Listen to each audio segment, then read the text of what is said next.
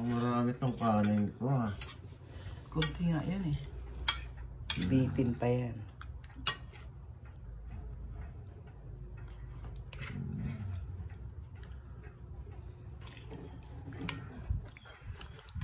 Ano ba?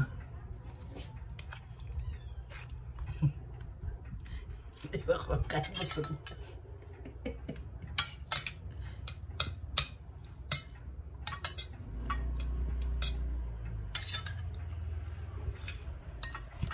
Masarap. Nakachamba na naman si Tomboy.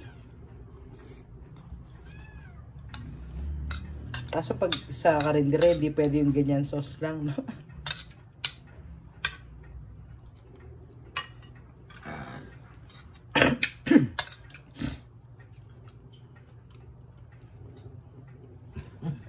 May humihirit eh. Bakit?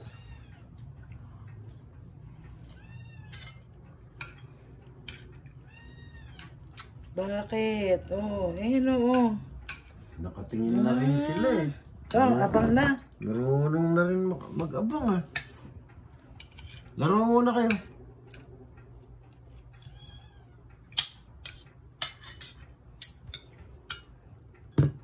Ano ito? Patis kalamansi?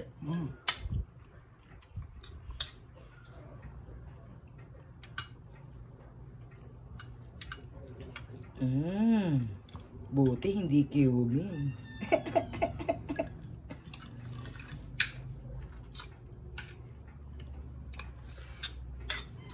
Chamba. Kachamba na naman ako.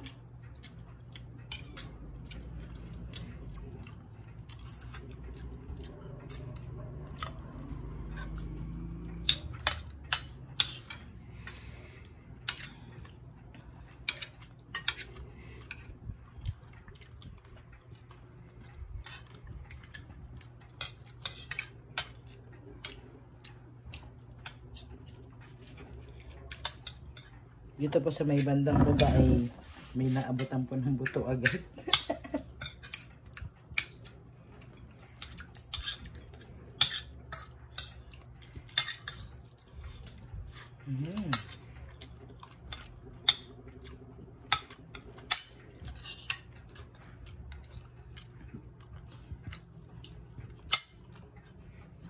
Sarap ng carrots.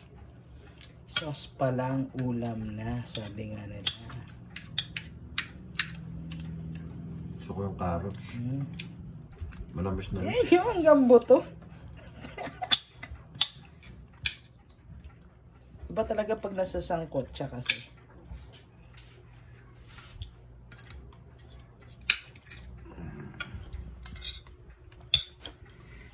Dito po talaga, ano po, wala po akong masabi dito sa kanan. Walang gana. Ano yan? Express lane yan eh. Ano po, kasi kailangan pong maubos agad yung kanin. Ano po yan, partida po yan, malakas na po sa ulam, malakas pa sa kanin. Kasi po yung iba po, ito katulad po nito, malakas yan sa kanin pero hindi po masyadong malakas sa ulam. Ito po yung isang piraso niya pong ulam. Ayan pa din po. Ito po mga pangatlong karne niya na po. Tapos yung kanin niya mauubos naman na po. Kailangan balance. Kailangan balance. Ano po sarsa? Ay, ang sarap naman marinig yun.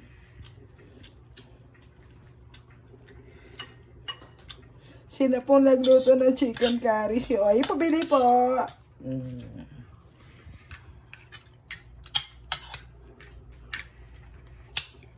Saka ano, may kagat ng konting ano? Anghang. Sakto talaga sa kanin. Hindi maalat.